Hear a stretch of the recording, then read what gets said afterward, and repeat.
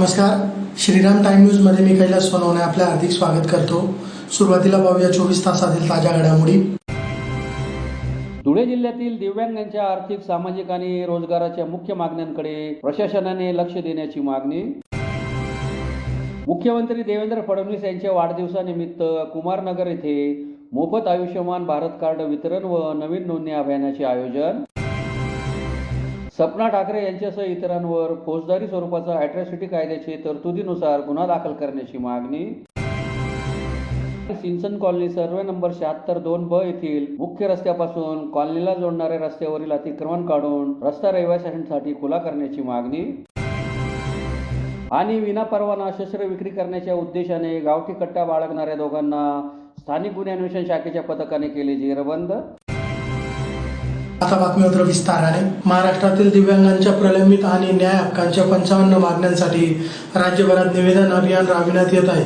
या अभियानाद्वारे धुळे जिल्ह्यातील दिव्यांगांच्या आर्थिक, सामाजिक आणि रोजगारांच्या मुख्य मागण्यांकडे प्रशासनाचे लक्ष वेधण्यात येत असल्याची माहिती भाजप दिव्यांग विकास आघाडी दिव्यांग जनसंवाद फाउंडेशनचे राष्ट्रीय अध्यक्ष अमोल वाळके यांनी पत्रकार परिषद घेऊन दिली। महाराष्ट्रातील दिव्यांगांच्या प्रलंबित आणि न्याय हक्काच्या 55 मागण्यांसाठी राज्यभरात निवेदन अभियान राबवले जात आहे। 36 जिल्हे आणि 9 महिने चालणाऱ्या या विशेष मोहिमेअंतर्गत आतापर्यंत कोल्हापूर, भंडारा, बीड, चंद्रपूर, नाशिक या जिल्ह्यांमध्ये यशस्वी जनजागृती केल्यानंतर हे अभियान आता धुळे शहरात पोहोचले आहे। या अभियानाद्वारे दिव्यांगांच्या आर्थिक, सामाजिक आणि रोजगाराच्या मुख्य मागण्यांकडे प्रशासनाचे लक्ष वेधण्यात येत असल्याची माहिती भाजप दिव्यांग विकास आघाडी दिव्यांग जनसंवाद फाउंडेशनचे राष्ट्रीय अध्यक्ष अमोल वाळके यांनी पत्रकार परिषद घेऊन दिली। अमोल वाळके यांनी माहिती देताना सांगितले की अभियानाच्या मुख्य मागण्यांमध्ये दिव्यांगांच्या मासिक पेन्शनचा मुद्दा अत्यंत महत्त्वाचा आहे। दिव्यांगांना सन्मानाने जगता यावे यासाठी दरमहा मिळणारी पेन्शन वाढून ती 6,000 रुपये करावी, तसेच दरमहा मिळणारे हे अनुदान रखडणार नाही याची काळजी घेत प्रत्येक महिन्याच्या 5 तारखेला निश्चितपणे ते दिव्यांगांच्या खात्यात जमा व्हावे असा आग्रह या अभियानाद्वारे धरण्यात आला आहे। बेरोजगारी हा सध्या दिव्यांगांसमोरील अत्यंत गंभीर विषय बनला आहे। यावर उपाय म्हणून स्थानिक जिल्हाधिकाऱ्यांनी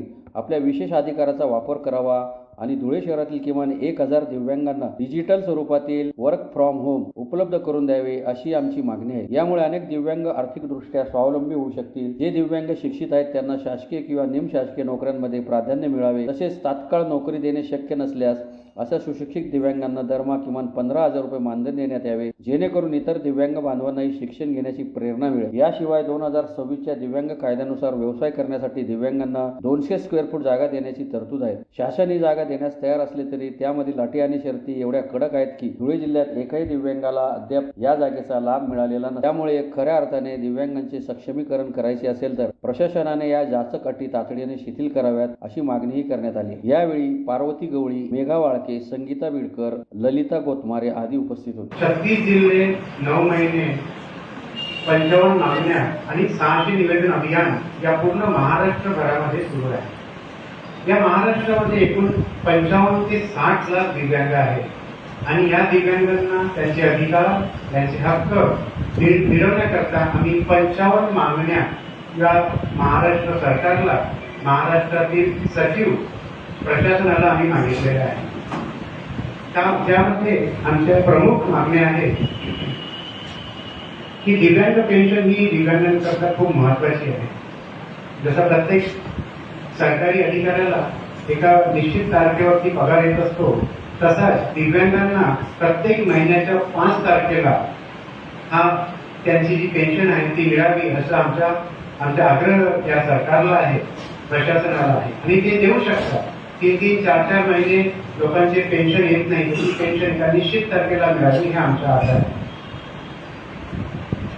आज 2,500 रुपयामध्ये कुठलीही 2,500 रुपयामध्ये काहीही भागत नाही, तुम्हालाही माहित आहे। तर ही जी महिन्याची पेन्शन 2,500 रुपये आहे ती किमान 6,000 रुपये करावी अशी आमची या 55 निवेदनामध्ये मागणी आहे।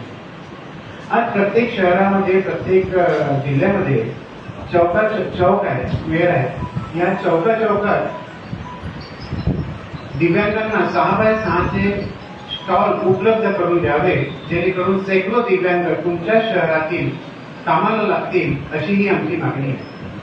आज प्रत्येक दिव्यांग हा नाही किमान तो 8वी 10वी शिकलेला आहे आणि तो जर 4थी शिकला असला तरी आज प्रत्येक दिव्यांगांकडे अँड्रॉइड फोन आहे। या अँड्रॉइड फोनचा जो वापर आहे दिव्यांग हे रील्स पाहण्यात करतात, परंतु जर वर्क फ्रॉम होम जिल्हाधिकारी धुळे यांनी ही संकल्पना जर विचारात घेतली तर 1000 दिव्यांगांना, किमान 1000 दिव्यांगांना वर्क फ्रॉम होम दिला जाऊ शकतो. ही आमची मागणी आहे की 1000 दिव्यांगांना कमीत कमी पुणेमधले 1000 लोकांना वर्क फ्रॉम होमचा जॉब द्यावा. त्यातल्या त्यात दिव्यांगांना इन्शुरन्स नाही आहे, तर कमीत कमी 15 लाख रुपयाचा इन्शुरन्स आणि निशुल्क इलाज दिव्यांगांचा व्हावा अशी ही आमची मागणी आहे. आज जे दृष्टीबाधित दिव्यांग आहेत, ज्यांना डोळ्यांचा प्रॉब्लेम आहे, त्यांच्याकरता सुविधा नाही आहे, पण ते सुद्धा दिव्यांग आहेत. तर असे जे 40% दिव्यांग आहेत त्यांनाही शासनाच्या सर्व योजना या दिव्यांगांना लागू व्हाव्या अशी आमची मागणी आहे. आता दिव्यांग व्यक्तींचे मुलं जे आहे ते शाळेमध्ये शिकायला जातात. यांना 2250 रुपये ही प्रतिमाह गव्हर्नमेंट तर्फे दिल्या जाते, परंतु त्यामध्ये कंडिशन आहे की एक दिव्यांग, एक आई वडील पैकी जर एक कोणी दिव्यांग असेल तर त्याला ती योजना मिळणार नाही. दोघंही दिव्यांग पाहिजे. मग आता याच्याकरता काय दुसऱ्यांनी सुद्धा दिव्यांग व्हावं काय? मग आपण ती योजना राबवतो की दिव्यांगांनी लग्न करावं, ते लग्न कसं करतील? त्यामुळे आमचा आग्रह आहे की घरामध्ये एक दिव्यांग जरी असला तरी त्यांच्या मुलांना 2250 रुपये जी योजना आहे ती लागू करावी. बाल संगोपनची ती योजना आहे. त्यानंतर दिव्यांग, आज दिव्यांगांच्या जर आपण संख्या पाहतो म्हटलं तर प्रत्येक जिल्ह्यामध्ये भरपूर दिव्यांग आहे. आज तुमच्या धुळे जिल्ह्यामध्ये नाही म्हटलं तरी 25,000 दिव्यांग आहे. 5 जिल्हे मिळून 5 जिल्ह्यामधलीच्या संख्या पाहतो म्हटलं तर 2-2.5 लाखाच्या घरामध्ये ही संख्या जाईल. मग दिव्यांगांचं नेतृत्व का नाही राहायला पाहिजे? दिव्यांगांना सुद्धा अधिकार आहे नेतृत्व करण्याचा. दिव्यांगांचे विषय दिव्यांग ठरवतील. दिव्यांग मंत्रालयामध्ये सुद्धा दिव्यांग मंत्री राहायला पाहिजे, दिव्यांग स्टाफ राहायला पाहिजे, परंतु आता तसं नाहीये. दिव्यांग मंत्री कोणी वेगळे आहे, स्टाफ सक्षम आहे. आमचं असं म्हणणं आहे की शासनाने कमीत कमी 6% आरक्षण जे आहे ते दिव्यांगांना राजकीय आरक्षण द्यायला पाहिजे. मुख्यमंत्री देवेंद्र फडणवीस यांच्या वाढदिवसानिमित्त एबी फाउंडेशन व सिंधी सेवा संस्थेतर्फे कुमारनगर परिसरातील पूज्य भगवान झुलेलाल मंदिर येथे रविवारी मोफत आयुष्मान भारत कार्ड वितरण व नवीन नोंदणी अभियानाचे आयोजन करण्यात आले होते. मुख्यमंत्री देवेंद्र फडणवीस यांच्या वाढदिवसानिमित्त एबी फाउंडेशन व सिंधी सेवा संस्थेतर्फे साक्री रोडवरील कुमारनगर परिसरातील पूज्य भगवान झुलेलाल मंदिर येथे रविवारी मोफत आयुष्यमान भारत कार्ड वितरण व नवीन नोंदणी अभियानाचे आयोजन करण्यात आले होते. या अभियानात नागरिकांना मोफत आयुष्यमान भारत कार्डचे वितरण करण्यात आले. तसेच ज्यांनी अद्याप नोंदणी केली नव्हती त्यांच्यासाठी घटनास्थळी नवीन नोंदणीची सुविधाही उपलब्ध करून देण्यात आली होती. कार्यक्रमास प्रमुख पाहुणे म्हणून शहराचे आमदार अनुप अग्रवाल हे उपस्थित होते. या प्रसंगी भाजप महानगर जिल्हाध्यक्ष गजेंद्र आंबळकर, उपमहापौर ज्योत्स्ना पाटील, नगरसेवक किरण कोलेवार, नगरसेवक ललित आहुजा, दीपक लुल्ला, कमल लुंड, हितेश रोहडा, देवानंद दुसेजा, लखन रोहडा, दीपक चंदानी, प्रकाश पोल, निलेश केळकर, संजय राजानी, किशोर डियालानी, प्रमोद मदन, दीपक तोलानी, प्रकाश लुंड, प्रेम कुंदन यांच्यासह नागरिक मोठ्या संख्येने उपस्थित होते. हमारे जिला अध्यक्ष गजेंद्र शेठ आंबळकर, हमारे उप महापौर ज्योत्स्ना जी पाटिल, नगर सेविका किरण कोलेवार, प्रतिभा, हम लोग आयुष्यमान रहेंगे तो ही हमारा भारत आयुष्यमान रहेगा. इसलिए मोदी साहब ने इसका नाम बहुत सोच समझ के रखा है, आयुष्यमान भारत. और इसमें काफी तरह की सुविधाएं दी गई है. 5 लाख का बीमा इसमें इंक्लूड है. 2000 प्रकार के बीमारियां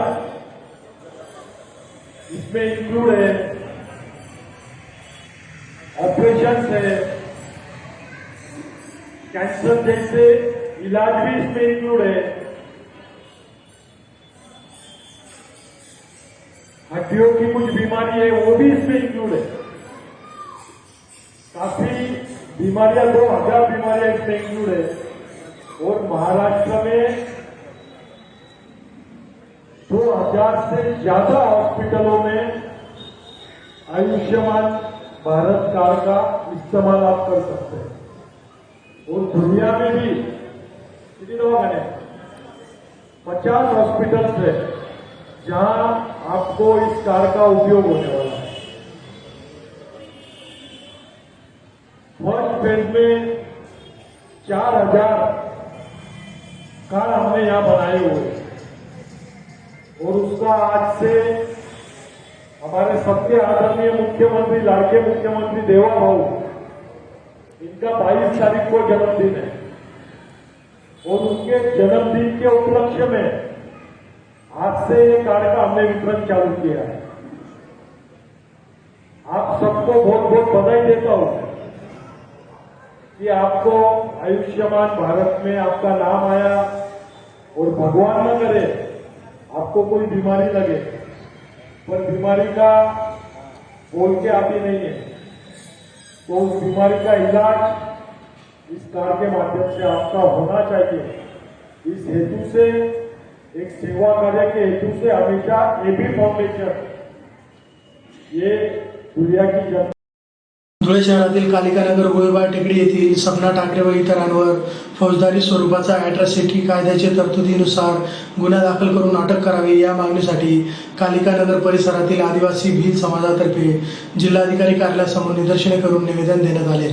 धुळे शहरातील कालिकानगर गोळीबार टेकडी येथील सपना ठाकरे व इतरांवर फौजदारी स्वरूपाचा अॅट्रॉसिटी कायद्याचे तरतुदीनुसार गुन्हा दाखल करून अटक करावी या मागणीसाठी कालिकानगर परिसरातील आदिवासी भील समाजातर्फे जिल्हाधिकारी कार्यालयासमोर निदर्शने करून निवेदन देण्यात आले। निवेदनात म्हटले आहे की निर्मलाबाई अनिल माळी या अनुसूचित जमातीतील असून त्या कालिकानगर परिसरात वास्तव्यात आहेत। 5 जुलै 2026 रोजी त्यांचा मुलगा भूषण याचा शेजारील कुटुंबासोबत किरकोळ वाद झाला। हा वाद सुरू असताना संबंधितांकडून निर्मलाबाई व त्यांच्या मुलाला जातीवाचक शिवीगाळ करण्यात आली, तसेच डिवे मारण्याच्या धमक्या देण्यात आल्याचा आरोप निवेदनात करण्यात आला आहे। निवेदनात पुढे म्हटले आहे की त्याच दिवशी दुपारी संबंधित कुटुंबातील 15 वर्षीय मुलीने आत्महत्या केली। आत्महत्येपूर्वी लिहिलेल्या कथित चिठ्ठीत भूषणचे नाव नमूद नसतानाही त्याच्या विरोधात खोटी तक्रार दाखल करण्यात आली असून त्याला अटक करण्यात आल्याचा दावा करण्यात आला आहे। तसेच भूषण व मृत मुलगी यांच्यात कोणत्याही प्रकारचे प्रेम संबंध नव्हते असाही दावा निवेदनात करण्यात आला आहे। घटनेनंतरही संबंधित व्यक्ती व त्यांच्या नातेवाईकांकडून निमलाबाई यांच्या कुटुंबाला वारंवार जातीवाचक शिवीगाळ, धमक्या देणे आणि समाजात तेढ निर्माण करण्याचा प्रयत्न केल्याचा आरोपही करण्यात आला आहे। या सर्व प्रकरणाची निष्पक्ष चौकशी करून संबंधितावर भारतीय न्याय संहिता आणि अनुसूचित जाती जमाती कायद्यानुसार गुन्हा दाखल करण्यात यावा, तसेच निमलाबाई माळी व त्याच्या कुटुंबियांना न्याय मिळावा अशी मागणी समस्त आदिवासी भील समाजातर्फे करण्यात आली आहे। यावेळी अनिल माळी, निर्मला माळी, रोहित माळी, अनिता मोरे, शशिकांत मोरे, योगिता पवार, मनोज मोरे, दुर्गा धुळेकर, निलेश धुळेकर, आशाबाई पवार, प्रीती मोरे, विजू मोरे, सनी पवार, अभिषेक मैरे, वामन मोरे, राज मोरे, अरुणा पवार, अनिता माळी, रवींद्र मोरे, ललित दळवे, विजय दळवे, कमल सोनवणे, सोमा मालचे, विजय वाघ, राजाराम वाघ, मारी मालचे, तन्वी मोरे, चंद्रकला वाघ, अरुणा वाघ, आरती वाघ, प्रमिला वाघ, जिजाबाई वाघ, रामचंद्र सोनवणे, लता सोनवणे, चंदाबाई सोनवणे, रेणुका वाघ, श्रीराम सोनवणे, सुभाष सोनवणे, यश सोनवणे, अमोल दळवे, किरण दळवे आदी उपस्थित होते। निवेदन यासाठी देण्यात आले की मागच्या हप्त्यामध्ये काही कारणास्तव घरामध्ये भांडे घासत असताना जान्हवी या मुलीने खरगट पाणी भूषण या नावाच्या अचानक त्याच्या अंगावर पाणी चालल्या गेलं खरगट। तर या खरगट्या पाण्याचा जबाब विचारण्यासाठी ज्यावेळेस त्याचा परिवार तिथे गेला त्यांच्यामध्ये आपसामध्ये मतभेद आणि भांडणं झाली। त्या भांडणानंतर ते लोक घरी येऊन गेले, पण काही कारणात या काही काळामध्ये त्या मुलीने त्यांच्या घराच्या आपसामध्ये काही वाद असताना या कुठल्याही काही कारणास्तव त्या मुलीने आत्महत्या करून घेतली आणि आत्महत्या केल्यानंतर त्या मुलीने एक चिठ्ठी तिथे सोडून दिली लिहिलेली, पण त्यामध्ये कुठल्याही व्यक्तीचं नाव नसताना ज्यावेळेस ते पोलीस स्टेशनला गेलं त्या कारणाचं कुरखोडी करून त्या लोकांनी भूषण या मुलाचं नाव जाणून बुजून तिथे घेण्यात आलं। त्यानंतर पोलीस प्रशासनाने कुठलीही सहनिशा करता आणि कुठलाही प्रकारची प्रक्रिया न वागता त्या मुलाला अटक करून डायरेक्ट जेलमध्ये टाकून दिलं आणि तो मुलगा आदिवासी समाजाचा पोलीस डिपार्टमेंटला आमचे एकत्रित की आदिवासी समाज हा जो आहे तो अशिक्षित समजून तुम्ही त्याला जेलीत टाकलं का? आज विचार करण्यासारखी गोष्ट आहे की ज्या मुलाचं नाव नसताना सुद्धा जाणून बुजून त्याच्यावरती तो गुन्हा दाखल करून त्याला अटक करण्यात आली। आज म्हणजेच त्या गरीब परिवारावरती अन्याय करण्यात आलेला आहे। आमचं एक म्हणणं आहे की जर खरंच तो दोषी असेल तर त्याला ती शिक्षा व्हायला पाहिजे, पण जर तो दोषी नसेल तर मग दोषी कोण आहे त्यापर्यंत पोलीस डिपार्टमेंटने पोहोचायला पाहिजे। जर या कालावधीमध्ये जर ती गोष्ट घडली नाही आणि तो मुलगा परत आला नाही तर संपूर्ण आदिवासी समाज हा रस्त्यावरती उतरेल आणि त्याला कारणीभूत फक्त आणि फक्त प्रशासन असेल.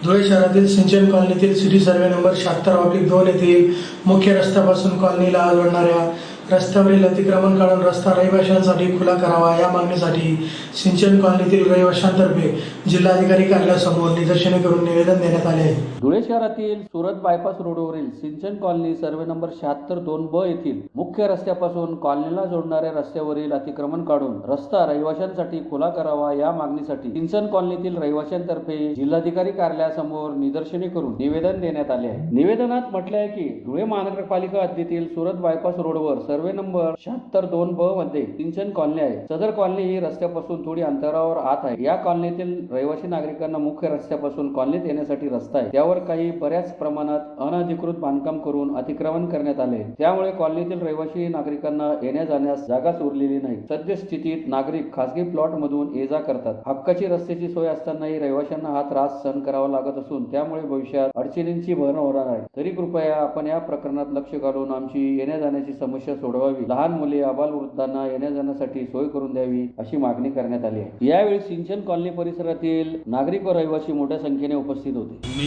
विलास परशुराम बापी, चेअरमन सिंचन नगर सहकारी संस्था धुळे. येथे सर्व आमचे रहिवासी इथे तक्रार देण्यासाठी आलेले आहेत. आमच्या 76/2 गटमध्ये लागून असलेला 9 मीटरचा रस्ता येथे कोणीतरी अज्ञात व्यक्तीने अतिक्रमण केलेले आहे. त्यामुळे सर्व रहिवाशांना येण्या जाण्यासाठी अडचण निर्माण होत आहे. तसेच त्या जे वहिवाट आहे त्या वहिवाटीला लागून एक मोठा बिअर बार आणि हॉटेल उघडण्यात आलेली. ते रात्री 11, 12 वाजेपर्यंत मोठमोठ्याने DJ चालवतात, आरडाओरडा करतात व दारूच्या बाटल्या या रहिवाशांच्या घरावर फेकतात. त्याबाबत आम्ही निवेदन देण्यासाठी माननीय जिल्हाधिकारी यांच्याकडे आलेलो आहोत.